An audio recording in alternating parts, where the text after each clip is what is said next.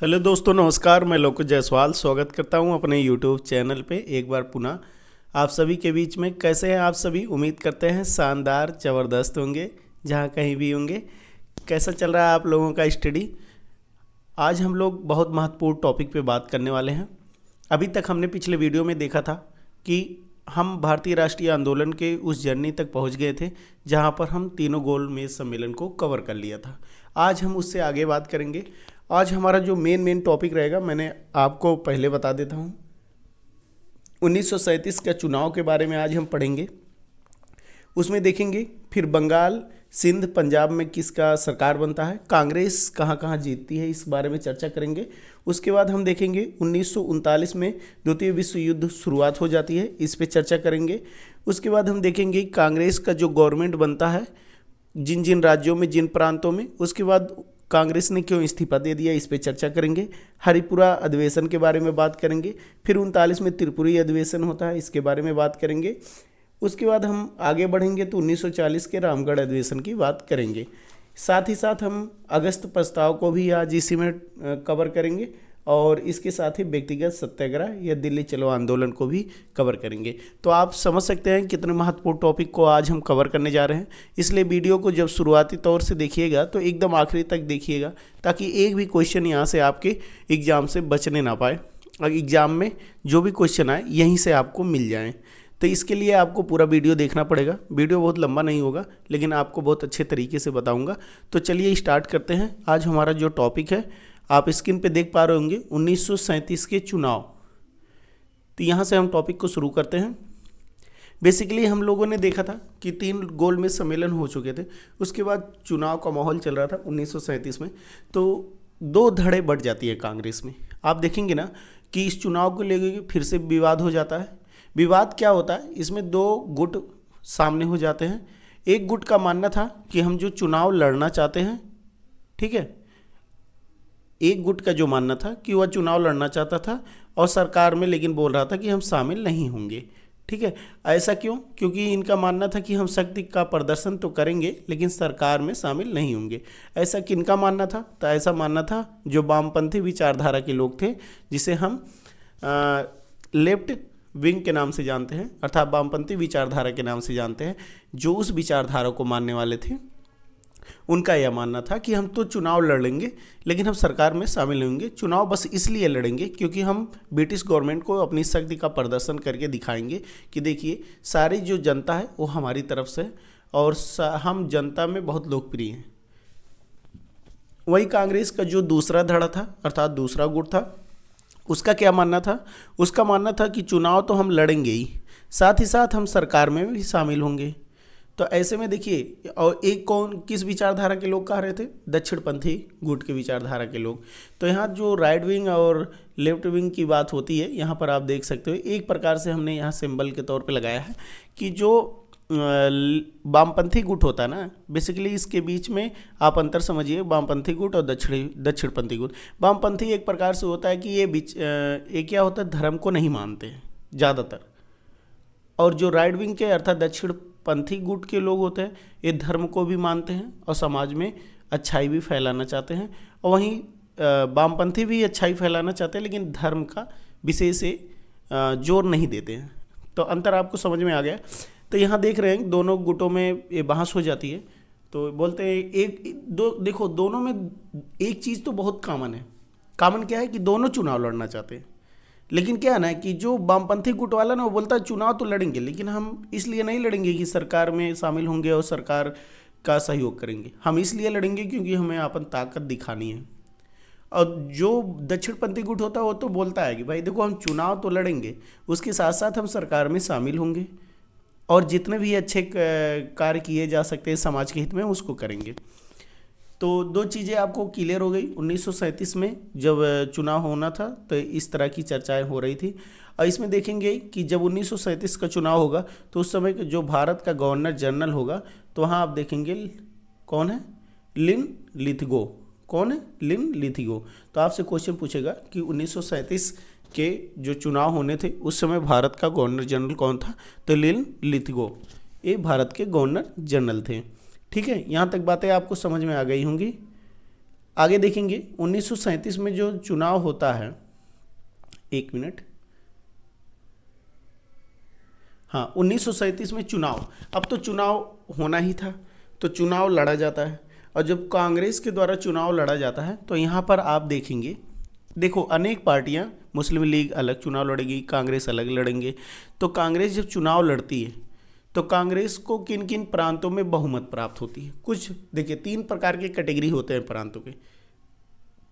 एक तो कांग्रेस उन प्रांतों में जिसमें बहुमत प्राप्त कर ले, एक तो कांग्रेस उन प्रांतों में जो सबसे बड़े दल के रूप में उभर के आए, बहुमत तो ना प्राप्त करे लेकिन सबसे बड़े दल के रूप में उभर के आए।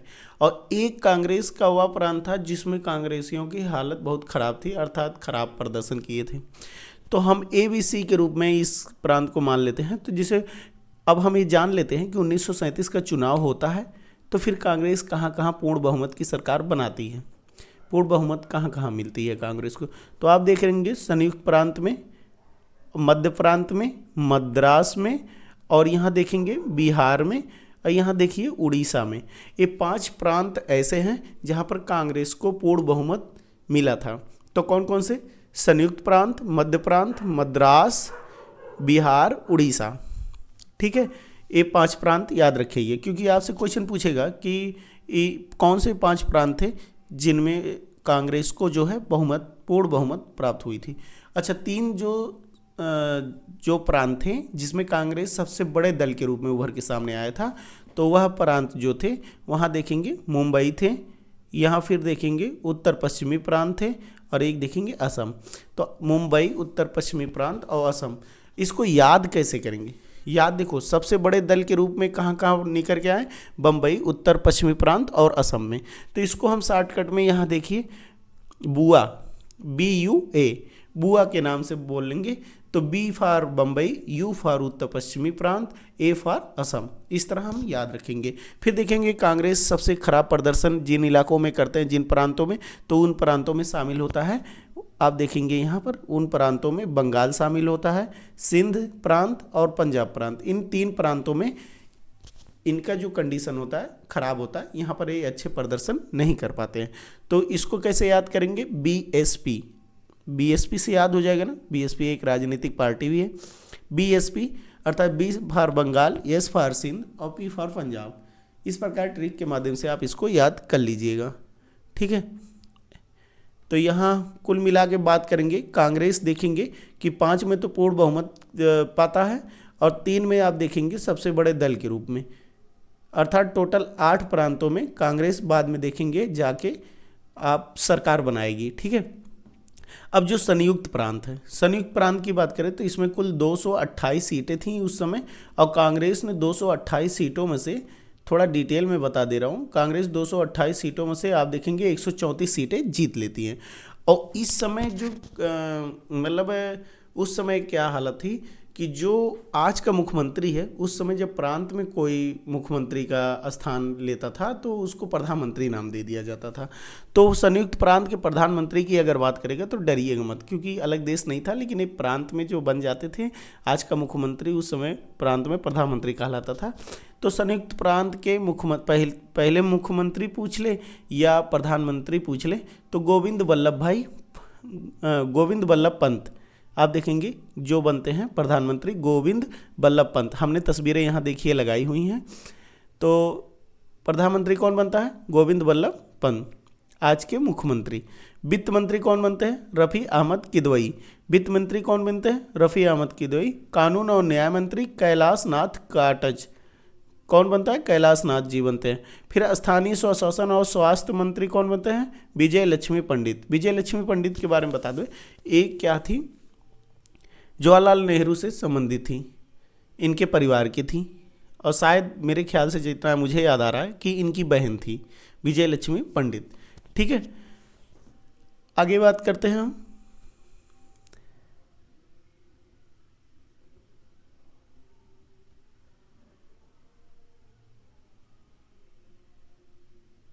यहाँ देखिए विजय लक्ष्मी पंडित जी की हमने फ़ोटो लगा दी है। ये विजय लक्ष्मी पंडित इनकी फ़ोटो है, और फ़ोटो इसलिए लगा देता हूँ ताकि आपको चीज़ें बहुत अच्छी से याद रहें।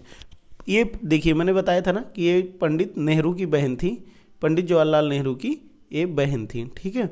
इसके बाद देखेंगे कि भारत में कैबिनेट मंत्री में शामिल होने वाली पहली भारतीय महिला बनती हैं। तो आपसे क्वेश्चन पूछेगा भारत में कैबिनेट मंत्री के रूप में शामिल होने वाली पहली भारतीय महिला कौन थी, तो वह विजय लक्ष्मी पंडित हैं। आगे बात करते हैं बीएसपी, मतलब बीएसपी कौन सा इलाका, B for Bengal, S for Sindh और पी फॉर पंजाब। ये 3 इलाके थे जहाँ पर कांग्रेस देखेंगे कि सरकार नहीं बनाती है क्योंकि हालत ख़राब थी। यहाँ पर गैर कांग्रेसी मंत्रिमंडल बनते हैं। और वहीं पर बात कर लेते हैं, अब यही इम्पॉर्टेंट हो जाता है कि बंगाल में जब कांग्रेस ने सरकार नहीं बनाया तो यहाँ पर किस पार्टी ने सरकार बनाया। तो यहाँ याद रखिए, देखिए मैंने बंगाल का फ़ोटो लगा दिया है, यह बंगाल प्रांत था। तो बंगाल का जो मैंने चित्र लगा दिया ताकि आज समझने में आपको आसानी हो। तो बंगाल में आप देखेंगे प्रजा कृषक पार्टी की सरकार बनती है। जैसे आज सपा पार्टी है और आम आदमी पार्टी, वैसे उस समय प्रजा कृषक पार्टी थी। तो वह जीतती है तो वह सबसे बड़े पार्टी के रूप में होती है। तो क्या करेगी, वही सरकार बनाएगी। और उस समय इस पार्टी का जो प्रधानमंत्री बनता है वह फजलुल हक बनते हैं। तो बंगाल में प्रधानमंत्री कौन चुना जाता है, फजलुल हक चुना जाता है। अब प्रधानमंत्री का मतलब ये मत समझ लेना कि अलग देश था प्रधानमंत्री, आज के प्रधानमंत्री नहीं।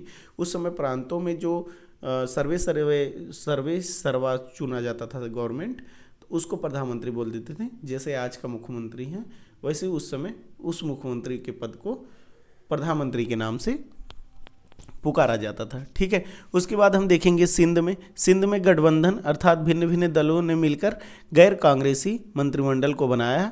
और उस समय पीएम जो बने थे सिंध के, तो वह गुलाम हुसैन बने थे। कौन बना था, गुलाम हुसैन। सिंध में पीएम कौन बना था, गुलाम हुसैन, ठीक है। यहाँ देखिए सिंध का मैंने माप लगा दिया है कि ये देखिए भारत का नक्शा है, पाकिस्तान जो अलग हुआ है, यहीं ये प्रांत जो आपको दिख रहा है ये सिंध वाला प्रांत है, ठीक है। ये इसके बाद हम देखेंगे पंजाब। तो पंजाब के लिए आपको मैं 1 मिनट, यहाँ देखिए पंजाब प्रांत कौन सा था। देखिए भारत और जब पाकिस्तान अलग नहीं हुआ था तो ये पूरा एरिया जो है पंजाब प्रांत कहलाता था। लेकिन देखिए जब अलग हो गया तो यहाँ बॉर्डर बन गया, तो आधा पंजाब अपनी तरफ हो गया और आधे से ज़्यादा पंजाब पाकिस्तानियों के पास हो गया। तो ये पूरा इलाका पंजाब था। इस प्रांत में जो गवर्नमेंट बनी थी, यहाँ पर यूनिनिस्ट पार्टी और मुस्लिम लीग ने मिलके क्या किया था, गवर्नमेंट बनाया था। और यहाँ के पीएम कौन चुने गए थे, सिकंदर हयात खां। कौन चुने गए थे, सिकंदर हयात खां, ठीक है।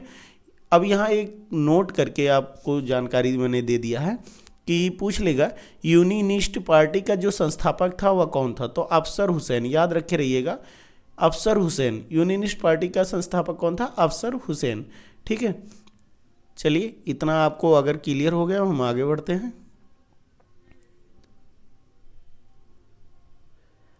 अब आगे हम बात करते हैं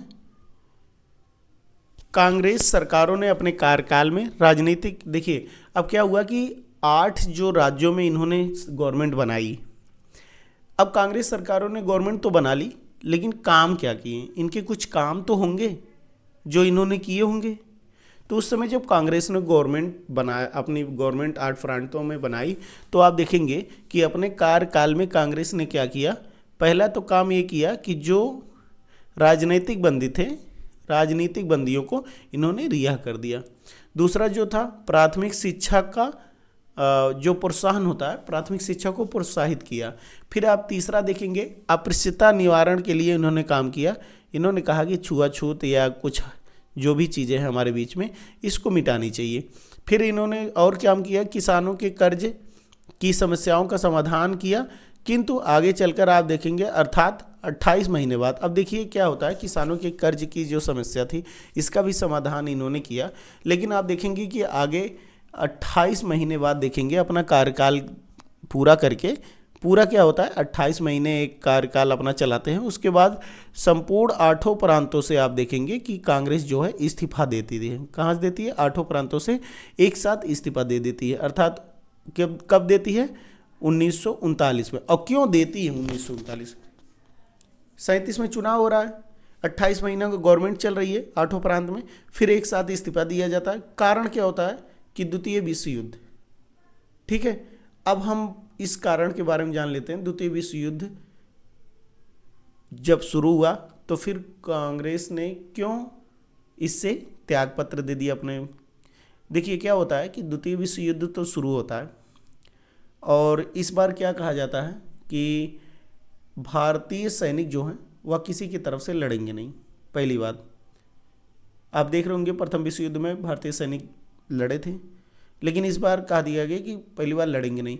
और कांग्रेस का यह मानना था कि जब मैंने गवर्नमेंट बनाई है तो आप कुछ भी काम करेंगे बिना हमारी सलाह के, बिना हमसे पूछे आप नहीं करोगे। तो क्या होता है, अंग्रेजों ने इनसे सलाह ही नहीं ली और भारतीय सैनिकों को अपनी तरफ से युद्ध लड़ने के लिए जो है यह घोषणा कर दी। अब इसी को लेके विवाद हो जाता है और कांग्रेस बोलता है कि भाई देखो, हम भारतीयों को आप युद्ध में शामिल कर रहे हो, लेकिन हम देश के सबसे बड़े पार्टी भी हैं, हमारे विभिन्न प्रांतों में जो है गवर्नमेंट चल रही है, आपने हमसे एक बार सलाह भी नहीं लिया। इस बात को लेके छिड़ जाती है बहस और इसी को लेके आप देखेंगे 28 महीने बाद अपना जो कार्यकाल 28 महीने का होता है, इसको पूरा करके इन्होंने इस्तीफा दे देते हैं। ठीक है, वही चीज़ें मैं यहाँ पर आपको नीचे लिख के बता रहा हूँ। यहाँ देखिए 1939 में द्वितीय विश्व युद्ध शुरू हो जाता है। मित्र देश शामिल थे, जिसे मित्र देश में इंग्लैंड था और अमेरिका भी शामिल था। तो इस तरह देखेंगे इंग्लैंड जो था औपनिवेशिक शक्ति जो इसके थे, औपनिवेश जहाँ जहाँ थे उनको भी अपनी तरफ शामिल कर लिया था और उसी औपनिवेशिक शक्ति में भारत भी शामिल था जो उस समय इंग्लैंड का गुलाम था और इंग्लैंड हम पर शासन कर रहा था, तो हमको भी मजबूरी में शामिल होना पड़ा। वहीं एक तरफ इंग्लैंड मित्र देश थे तो दूसरी तरफ सर्व सत्तावादी अर्थात तानाशाह, आप देखेंगे सर्व सत्तावादी अर्थात तानाशाह जो देश संबंधी थे वो लोग थे। जैसे इधर जो दूसरे पक्ष में जर्मनी थी, इटली थी और जापान थी। आप देखेंगे जापान 1939 में जो द्वितीय विश्व युद्ध होता है तो जापान महत्वपूर्ण भूमिका निभाता है। शुरुआत में जापान बहुत अग्रेसिव होता है और यह देखेंगे कि जापान जो है औपनिवेशिक जो इनके थे दक्षिण पूर्व एरिया में, जैसे म्यांमार को हरा देता है, उस पर कब्जा कर लेता है, उत्तर पूर्व तक आ जाता है। अब जब म्यांमार पे कब्जा कर लेता है, सिंगापुर पे कब्जा कर लेता है, तो इंग्लैंड वाले एकदम डर जाते हैं कि अब क्या होगा, अब तो मुझे भागना पड़ेगा उधर से, जितने औपनिवेशिक हैं उसको छोड़ के। तो जापान बहुत तेज़ी से आगे बढ़ रहा था और इस बात की चिंता बढ़ रही थी कि अभी तो भारतीयों की भी चिंता बढ़ रही थी, गांधी जी भी चिंता कर रहे थे कि अभी तो देखो हमारे ऊपर तो अत्याचार हो ही रहा है, एक तो इंग्लैंड हम पर राज कर रहा है, दूसरे अगर मान लीजिए एग्रेसिव मोड में आए और या इंग्लैंड यहाँ से भाग जाए, अंग्रेजों को भगा दे, जापान म्यांमार तक पहुँच गया, कहीं भारत में घुस गया तो जो इनको भगा देगा, तो पता लगा हम वैसे भी 200 साल से गुलामी झेलेंगे, उसके साथ साथ ही चलेंगे, पता लगे इनका क्या कहना है, जापान वाले भी हम पे राज करेंगे। तो इस बात को लेके बड़ा घमासान शुरू होता है। तो यही मैटर था, इसलिए यहाँ पर देखेंगे त्यागपत्र दे दिया जाता है कांग्रेस की तरफ से। तो कांग्रेस मंत्रिमंडलों का त्यागपत्र दिया जाता है और कब दिया जाता है त्यागपत्र, तो यहाँ देखिए 22 अक्टूबर 1939 को त्यागपत्र दिया जाता है। कितने प्रांतों की सरकार या मंत्रिमंडलों ने दिया, क्वेश्चन तो मैंने बता दिया कि 8 में इनकी गवर्नमेंट बनी थी, 8 प्रांतों से यह त्यागपत्र दिया जाता है। इन मंत्रिमंडलों का कार्यकाल कितना रहा तो आपको मैंने बता दिया, यहाँ पॉइंट वाइज मैंने दे दिया 28 माह। क्यों दिया, क्योंकि इंग्लैंड द्वारा भारत को युद्धरत राष्ट्र घोषित किया गया, क्योंकि अर्थात भारत भी इस युद्ध में शामिल है, इस बात की घोषणा की गई, इस बात को लेकर नाराजगी थी। फिर देखिए जब कांग्रेस गवर्नमेंट ने सभी प्रांतों से इस्तीफा दे दिया तो उस समय मनाया जाता है धन्यवाद दिवस या मुक्ति दिवस। अब ये सोचेंगे कि सर इसमें क्या धन्यवाद या मुक्ति दिवस क्यों मनाया जाएगा, भाई ये तो गलत बात है। तो गलत बात तो थी, लेकिन ये मनाया किसके द्वारा जा रहा है इसको तो समझिए। ये मनाया जा रहा है मुस्लिम लीग द्वारा। अब मुसलमान यही तो चाहता था, उस समय जो ठेकेदार बने थे मुसलमानों के, मुस्लिम लीग, वो तो यही चाहता ना कि भाई देखो आप हट गए तो बहुत अच्छी बात हो गई, मेरी तो वैसे भी दाल नहीं गली और आपकी गल रही थी, तो अब आपकी भी ना गले, मेरा भी ना बन रहा है तो आपका भी ना बने। तो इस प्रकार आप देखेंगे कि मुस्लिम लीग द्वारा, कुछ मुसलमानों के द्वारा जो इसमें शामिल थे सदस्य, इनके द्वारा धन्यवाद दिवस या मुक्ति दिवस के रूप में मनाया जाता है। किस दिन को मनाया जाता है, जिस दिन त्यागपत्र कांग्रेस के द्वारा दिया जाता है। और मैंने बताया त्यागपत्र कांग्रेस के द्वारा 22 अक्टूबर 1939 को दिया जाता है।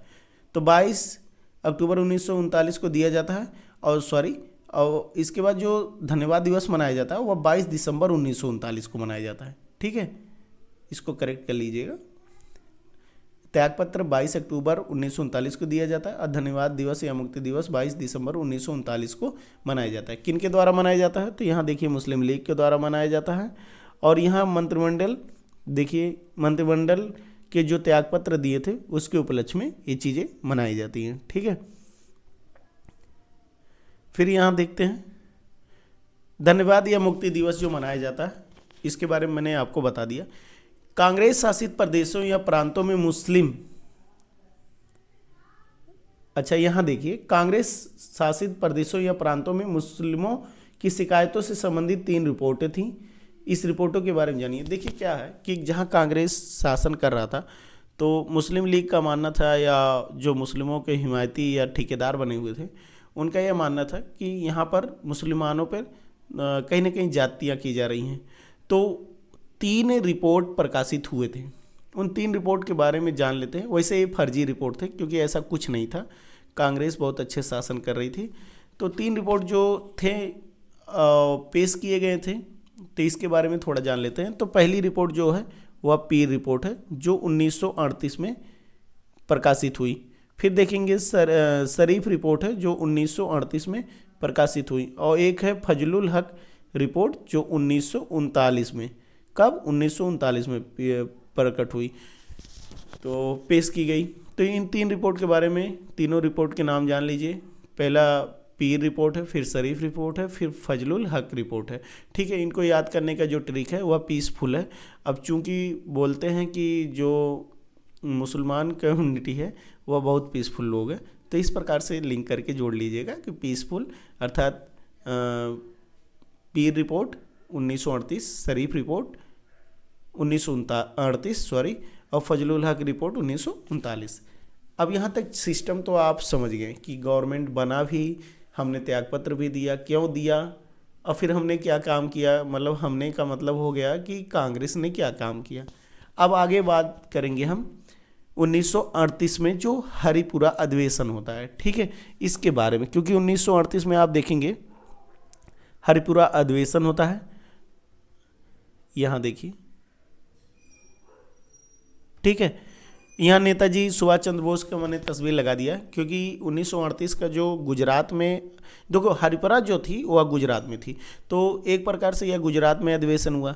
तो यहाँ पर जो नेताजी थे ना, ये निर्विरोध चुने गए, मतलब इनके खिलाफ कोई लड़ा ही नहीं, निर्विरोध ही चुने गए। कौन चुना गया? सुभाष चंद्र बोस। विशेषता क्या थी? अपनी अध्यक्षीय भाषण में इन्होंने एक राष्ट्रीय योजना के गठन का सुझाव दिया। यही हरिपुरा अधिवेशन है जहां पर नेताजी, आप देखेंगे कि एक राष्ट्रीय योजना की, हमारे राष्ट्र की क्या योजना होना चाहिए, इसके गठन का सुझाव दिया। तो किस अधिवेशन में? कांग्रेस के 51वें अधिवेशन में, 51वां अधिवेशन में, हरिपुरा अधिवेशन जिसे बोलते हैं, उसमें नेताजी ने एक राष्ट्रीय योजना के गठन का सुझाव दिया। ठीक है, ये इंपॉर्टेंट पॉइंट है, इसको याद रखिएगा। फिर देखेंगे कि इसके बाद 1939 में त्रिपुरी अधिवेशन होता है, उसकी भी अध्यक्षता नेता सुभाष चंद्र बोस जी करते हैं। और यहाँ क्या होता है कि पुनः ये अध्यक्ष चुने जाते हैं। किसको पराजित करते हैं? तो इसमें पट्टाभी सीतारामैया, यहीं पर पेश फंस जाता है। देखिए गांधी जी, यहीं से विवाद इनका हो जाएगा। आपको मैं थोड़ा सा अच्छे से विस्तार से बता दूं।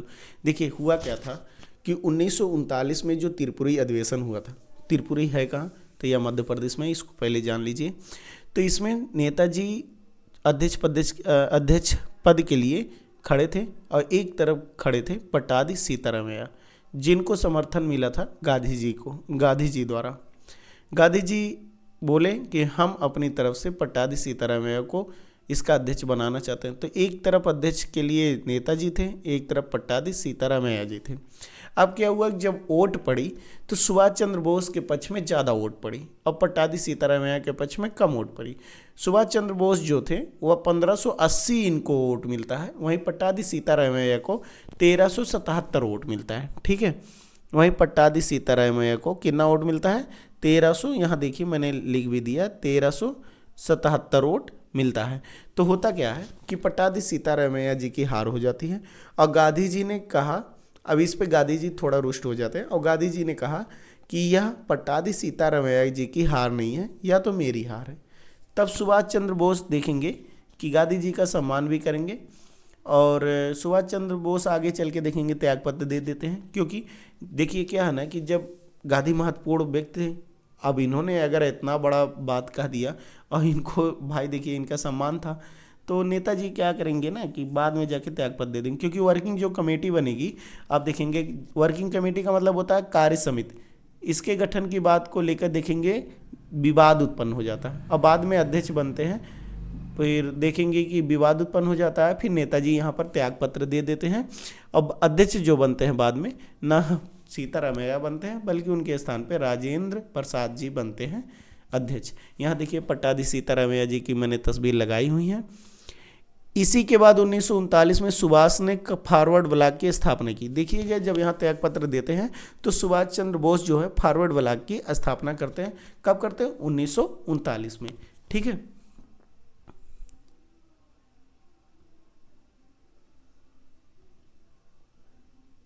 अब यहाँ थोड़ा सा हम जान लेते हैं पट्टाभी सीतारामैया के बारे में।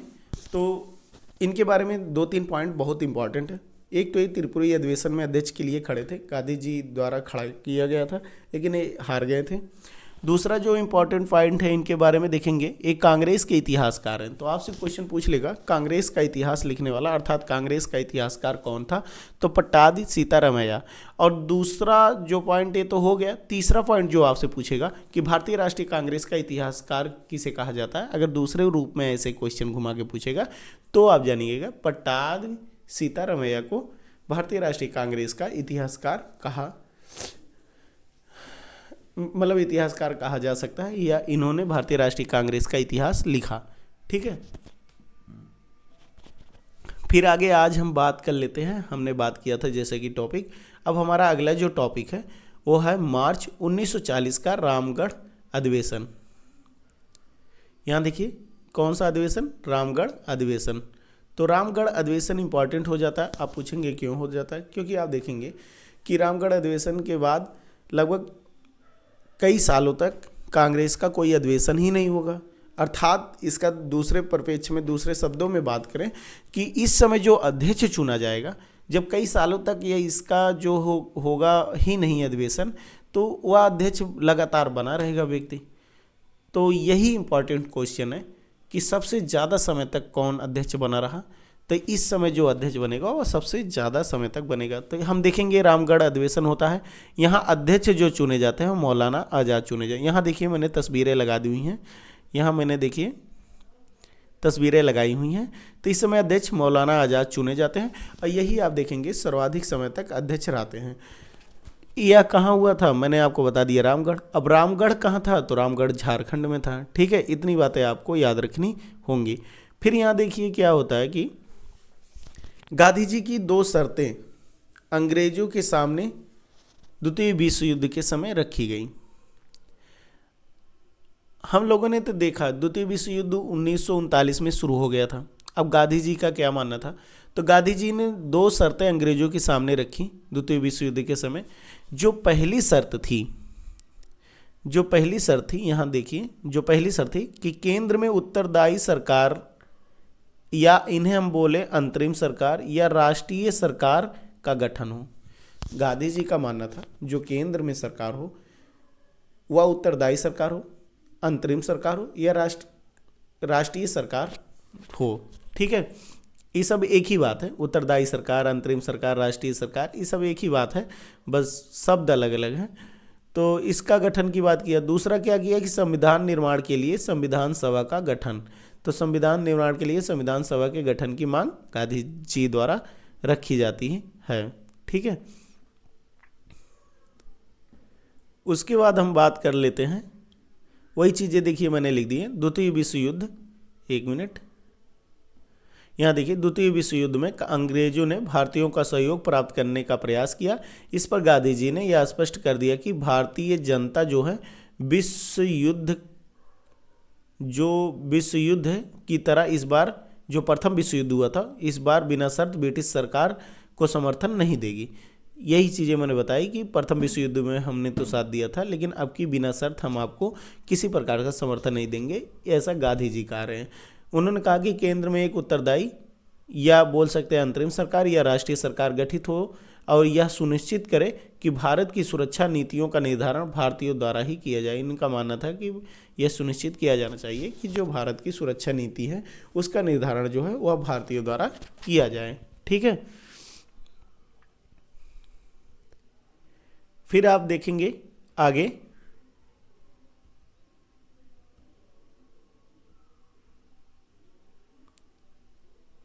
फिर गांधी जी का कहना था कि युद्ध के बाद शीघ्र अतिशीघ्र भारतीयों द्वारा निर्मित एक संविधान सभा का गठन हो। ये चीज़ें मैंने आपको बता दी हैं।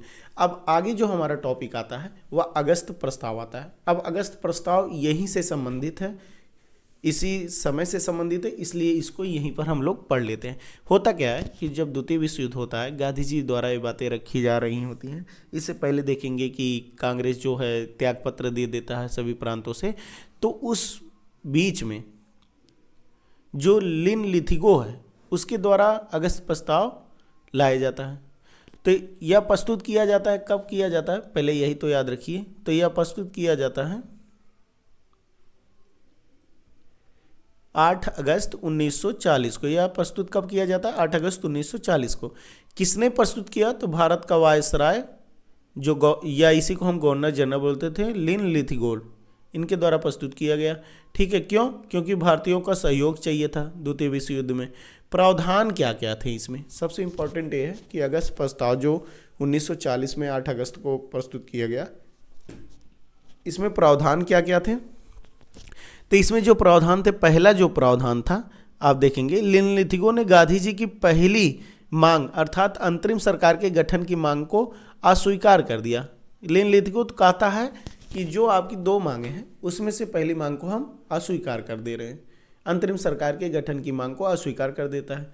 लेकिन जो दूसरी मांग है कि संविधान सभा का गठन के लिए संविधान जो है बनाई जाएगी, संविधान सभा गठित की जाएगी, इस बात को हम मान लेते हैं। तो आप देखेंगे जो पहली थी उसको मिन्हा कर देता है, लेकिन जो दूसरी थी युद्ध के बाद एक संविधान सभा के गठन की जो मांग थी इसको मान लिया जाता है। इस रिपोर्ट में बात कर रहे हैं। ठीक है, उसके बाद हम देखेंगे तीसरा पॉइंट जो आता है, एक युद्ध सलाहकार परिषद का गठन किया जाएगा। और यह भी कहा दिया जाता है, जब ये गांधी जी बोले थे कि भाई देखिए इनकी नीतियों का जो है, भारतीयों की नीतियों का निर्धारण जो है भारतीयों द्वारा किया जाना चाहिए और इनसे सलाह लेके किया जाना चाहिए। तो फिर इसलिए लिन लिथिगो क्या करता है कि अपने प्रस्ताव में इस पॉइंट को रखता है कि एक युद्ध सलाहकार परिषद गठित की जाएगी। ठीक है, फिर आप देखेंगे इसका जो चौथा पॉइंट जो इम्पोर्टेंट है वह है वर्तमान वायसराय की कार्यकारिणी परिषद में भारतीयों की संख्या बढ़ा दी जाएगी। अब यह कहा गया कि वर्तमान जो वायसराय है उसकी कार्यकारिणी परिषद में क्या होगा कि भारतीयों की संख्या को बढ़ा दिया जाएगा। फिर देखेंगे 5वां पॉइंट इसमें जो आता है कि भारत का शासन किसी ऐसे समुदाय को नहीं दिया जाएगा जिसका विरोध भारत का कोई प्रभावशाली वर्ग कर रहा हो। तो इन्होंने कहा कि देखो हम किसी को ऐसे वर्ग को नहीं देंगे जिसका विरोध एक महत्वपूर्ण और प्रभावशाली समुदाय कर रहा हो। ठीक है, कांग्रेस और मुस्लिम लीग दोनों ने इस प्रस्ताव को बाद में देखेंगे कि क्या स्वीकार किया, तो नहीं किया। अब क्यों नहीं किया इसके बारे में बता दे रहे हैं। कांग्रेस और मुस्लिम लीग दोनों ने इस प्रस्ताव को स्वीकार नहीं किया। ठीक है,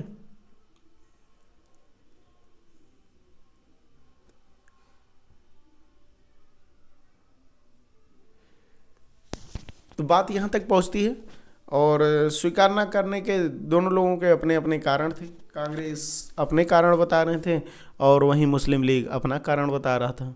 मुस्लिम लीग का मानना था कि भाई इसमें जो हम पाकिस्तान की मांग कर रहे हैं उसका कुछ जिक्र नहीं है। ठीक है, तो इस तरह बातें थी, तो इन लोगों ने इसको मना कर दिया। तो नेहरू ने कहा कि जिस डोमिनियन स्टेट के विचार पर यह अगस्त प्रस्ताव आधारित है वह दरवाजे में जंग लगी कील के समान है। तो यह इम्पॉर्टेंट हो जाता है। देखो क्या है ना कि कुछ स्टेटमेंट बहुत इंपॉर्टेंट होते हैं। तो नेहरू कौन कहते हैं? पंडित जवाहरलाल नेहरू कहते हैं कि जिस डोमिनियन स्टेट की बात जो हम कर रहे हैं इस पर विचार कर रहे हैं तो अगस्त प्रस्ताव पर आधारित है। तो जिस डोमिनियन स्टेटस के विचार पर यह अगस्त प्रस्ताव आधारित है। यह दरवाजे में, यहाँ देखो, दरवाजे में जंग लगी कील के समान है। तो दरवाजे में जंग लगी कील की समान है, किसके द्वारा कहा गया? यह कहा गया नेहरू द्वारा स्टेटमेंट। फिर मुस्लिम लीग ने कहा कि भारत विभाजन से कम हमें कोई व्यवस्था स्वीकार नहीं है। यही कारण था कि इन दोनों लोगों द्वारा यह अस्वीकार कर दिया। यहाँ देखिए, भारत विभाजन से कम हमें कोई भी व्यवस्था स्वीकार नहीं है, ठीक है। ये चीज़ें कहकर इसे ठुकरा दिया जाता है अगस्त प्रस्ताव को कि हम नहीं मानेंगे। अब हम बात कर लेते हैं आगे की टॉपिक को। इसी समय एक घटना और घटित होती है जो व्यक्तिगत सत्याग्रह या दिल्ली चलो आंदोलन के नाम से जाना जाता है।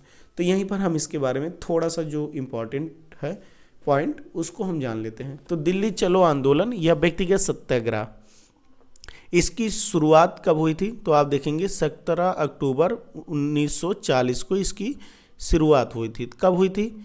17 अक्टूबर 1940 को। कहाँ से हुई थी? तो वह पवनार से शुरू हुई थी। यह कहाँ पर है? महाराष्ट्र में। यह महाराष्ट्र के पवनार से शुरू हुई। पहले सत्याग्रही कौन थे? तो पहले सत्याग्रही जो थे वह विनोबा भावे थे। यहाँ मैंने तस्वीरें देखी है, यहाँ लगाई दी हैं, ये विनोबा भावे जी की तस्वीरें हैं। तो पहले सत्याग्रही कौन थे? विनोबा भावे थे। दूसरे सत्याग्रही कौन थे? तो दूसरे सत्याग्रही जो थे जवाहरलाल नेहरू थे, लेकिन अस्वस्थ हुए, ठीक है, बाद में अस्वस्थ हो जाते हैं। फिर तीसरे सत्याग्रही कौन होते हैं? तो वह ब्रह्मदत्त। देखिए, मैंने अब पहले दूसरे तीसरे कि व्यक्तिगत सत्याग्रह क्या था कि व्यक्तिगत रूप से सत्याग्रह किया जा रहा था। तो पहला सत्याग्रही पूछ लेगा तो विनोबा भावे थे, दूसरा सत्याग्रही पूछ लिएगा जवाहरलाल नेहरू थे, और तीसरा सत्याग्रही के बारे में पूछ लिया जाएगा तो ब्रह्मदत्त थे, ठीक है। उपदेश क्या था? उपदेश था कि सेकेंड विश्व युद्ध से स्वयं को अलग दिखाने के लिए। इसका जो मेन उद्देश्य था कि सेकेंड विश्व युद्ध से स्वयं को अलग, क्योंकि गवर्नमेंट कह रही थी ना, जो इंग्लैंड का गवर्नमेंट था, ब्रिटिश, वो बोल रही थी कि हम जो भारत है यह युद्धरत देश है, अर्थात यह हमारी तरफ से युद्ध लड़ेगा। अब भारत वाले ऐसा नहीं चाहते हैं, देख रहे हैं कि कांग्रेस लोग अपना इस्तीफा दे रहे हैं। तो इसका भी उद्देश्य यही था कि द्वितीय विश्व युद्ध से स्वयं को अलग दिखाना कि भाई देखिए हम इस युद्ध में शामिल नहीं हैं, ठीक है। आज का वीडियो कैसा लगा? आज का वीडियो हम यहीं पर रोकते हैं। यदि हमारे चैनल पे आप पहली बार आई हो या आए हों तो इसको आप सब्सक्राइब करिए, लाइक करिए और शेयर करिए अपने दोस्तों के साथ, ताकि वीडियो का लाभ हर कोई उठा सके। नमस्कार दोस्तों, आज का टॉपिक यहीं पर समाप्त करते हैं।